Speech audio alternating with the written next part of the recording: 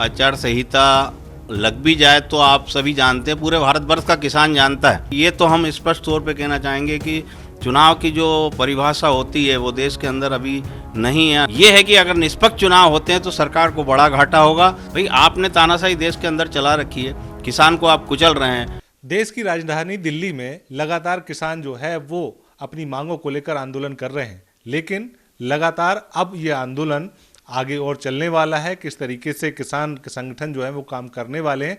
हमारे साथ में मध्य प्रदेश के प्रदेश अध्यक्ष हैं भारत किसान यूनियन के, उनसे ही बात कर लेते हैं। अनिल यादव जी हैं। अनिल यादव जी, आप क्या मान रहे हैं, क्योंकि मध्य प्रदेश देश का दिल कहा जाता है, लेकिन मध्य प्रदेश की ताकत क्या है, किसानों के साथ में कितनी ताकत है जो दिल्ली में दिखने वाली है? देखिए, मध्य प्रदेश का किसान समझदार किसान है और जहां ऊर्जा ख़त्म करनी है वहां लगाता है पूर्ण तरीके से। आपने मध्य प्रदेश के आंदोलन देखे होंगे, 2017 में आवश्यकता लगी थी, तो यहाँ पे पार्टीबाजी नहीं चलती है। किसान एक हो जाता है जब आवश्यकता लगती है, तो उस समय सरकारों को झुकना ही पड़ता है। और दिल्ली आंदोलन की बात रही तो दिल्ली आंदोलन में पूर्णतः सहयोग मध्य प्रदेश के किसानों का रहता है। ये 14 तारीख को आने वाली है। 14 तारीख को पूर्णतः मध्य प्रदेश का किसान वहाँ पे दिल्ली की तरफ कूच कर रहा है और मांगों को मनवाने में मध्य प्रदेश का किसान, अभी तो पूरे भारतवर्ष का किसान न्यूनतम समर्थन मूल्य को एकजुट हुए बैठा है। अब सरकार को ये सोचना है कि कैसे मांगों को माने और कैसे नहीं माने। आगामी समय में लोकसभा चुनाव होने हैं।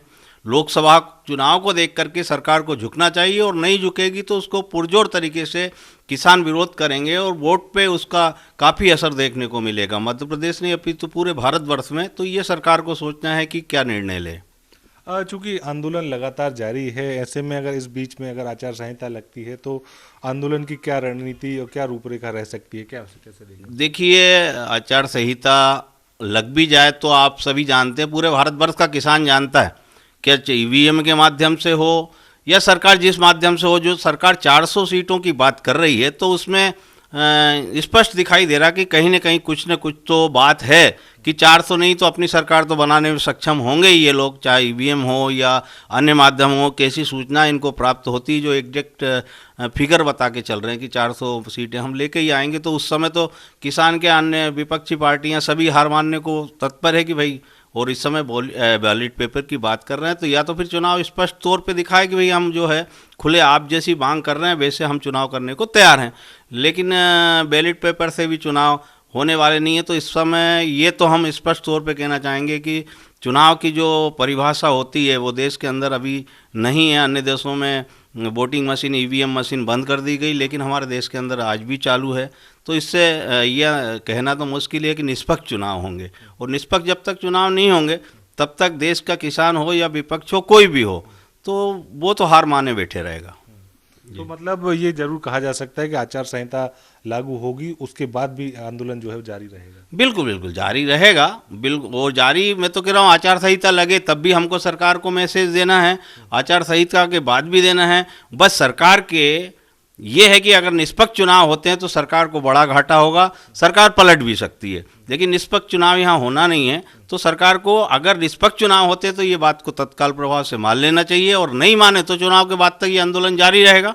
भाई आपने तानाशाही देश के अंदर चला रखी है, किसान को आप कुचल रहे हैं, वाटर कैनन का इस्तेमाल कर रहे हैं, आप जो है पानी की बौछारें छोड़ रहे हैं, गोलियां आप चला रहे हैं, साथ साथ बैरिकेड आपने लगाए हुए हैं, और बात करते हैं कि किसानों ने रास्ता रोका हुआ। दिल्ली का किसानों ने रास्ता नहीं रोका है, सरकार पहले ही रास्ता रोक के बैठ जाती है, किसान वहाँ जा कर के बैठ जाते हैं, आंसू गैस के जबरदस्ती गोले छेड़े जाते हैं। इन्हीं के कुछ लोग, 2-4 किसान बीच में शामिल हो जाते हैं, पथराव कर देते हैं, वो भोले वाले किसान उनके बहकावे में आ जाते हैं। इस प्रकार सरकार जो है किसानों को बदनाम करने का काम करती है कि ये चक्का जाम लगाए हैं, आम जनता परेशान हो रही। अरे चक्का जाम आप हटा दीजिए, हमें दिल्ली में जगह दीजिए कि आप एक जगह बैठ के शांतिपूर्ण तरीके से आंदोलन कीजिए।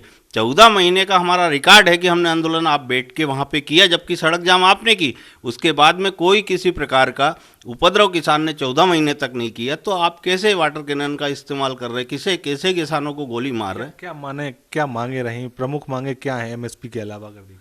देखिए, एमएसपी सबसे बड़ी एमएसपी हमारी मांग है। स्वामीनाथन आयोग की रिपोर्ट को आप लागू कर दीजिए, बाकी कर्ज माफ एक बार आपको कर दी, क्योंकि आपकी गलत नीतियों के कारण किसान कर्जदार हुआ है, उसके कर्ज को माफ किया जाए। बाकी जो ट्रैक्टर 15 साल पुराने आप कह रहे हैं कि उनको भंगार कर दीजिए, उनको कबाड़े में बेच दिए। अरे भाई, हम 15 साल तो ट्रैक्टर को किस्त चुकाने में हमारे लग जाते हैं, तब जाके हमारा ट्रैक्टर होता है, वो बैंकों की किस्त चुकाने बाद। अब 15 साल में अगर कहते हैं कि आप मशीनरी को फेंक दीजिए, तो लाखों रुपए हमने जो पानी में फेंक रहे हैं, बर्बाद कर रहे हैं, जो बड़ी मुश्किल से पूरे जीवन को खपा करके हम एक ट्रैक्टर पूरे जीवन में ले पाते हैं। तो इस प्रकार के कानूनों को सरकार वापस ले। बिजली के बिल में जो है बड़े पैमाने पर कहने को तो होता है कि किसानों को माफ़ किया जाता है, बिजली का बिल है, और बड़े 1-1 लाख 1.5 लाख के जिन किसानों पे बिल बकाया, उनके भी बिलों को माफ़ किया जाए। एक तरह से स्वतंत्र तरीके से किसानों को निष्पक्ष तौर पे अपने उस पे छोड़ दिया जाए कि वो जो है अभी ना तो कर्जदार है ना किसी प्रकार का, और न्यूनतम समर्थन मूल्य देश के अंदर लागू हो जाए, तो किसान को संपन्न होने से कोई नहीं रोक सकता। बिल्कुल, एमएसपी की बात आपने कही। एमएसपी की मांग चूंकि बड़ी मांग है, इसको लेकर राजनीतिक दलों की बात करें तो कांग्रेस ये कह रही है कि अगर कांग्रेस सत्ता में आती है 2024 के चुनाव के बाद, तो वो कहीं ना कहीं एमएसपी की गारंटी जो है वो किसानों को देगी। कैसे देगी इसको? देखिए, सत्ता और विपक्ष का काम होता है सत्ता का विरोध करना, लेकिन आज जिस तरीके से कांग्रेस खड़ी है, हम ये कहेंगे कि पुरजोर तरीके से जो हम किसान संगठन जो आ रहे हैं विरोध में, उस प्रकार से कांग्रेस साथ में नहीं आ पा रही। अगर कांग्रेस का दायित्व बनता था कि किसानों का विरोध जो हो रहा है उसमें शामिल होती, भाई पीछे से शामिल होती, सपोर्ट करती, लेकिन कांग्रेस का उस प्रकार से हमको सपोर्ट किसानों को, किसान समाज को मिल नहीं पा रहा है।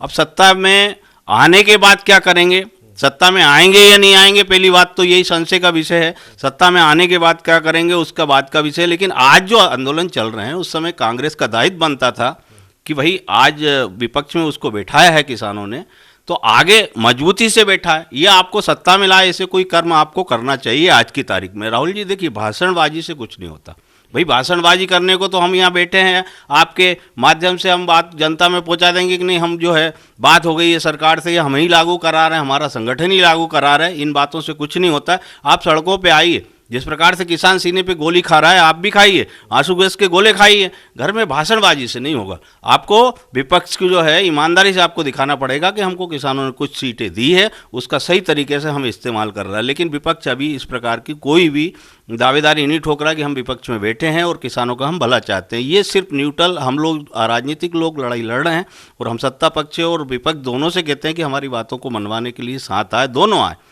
और जिसका हमें सहयोग करना हम उसको करते हैं भरपूर तरीके से। भाजपा का भी हम विरोध नहीं करते, नीतिगत हमारी लड़ाई है, उसका हम विरोध करते हैं, किसी पार्टी का विरोध नहीं है। हमारा नीतिगत विरोध है कि भाई हमारी जो लड़ाई सालों से चली आ रही है, कांग्रेस के शासनकाल में भी हमारे आंदोलन हुए, और आगे कांग्रेस की सरकार होगी तो भी हमें आंदोलन करना पड़ेगा। ये हम आज कह रहे हैं भाई, हम बिल्कुल कांग्रेस का सपोर्ट नहीं करते कि हम जो है कांग्रेस के साथ बैठे हैं।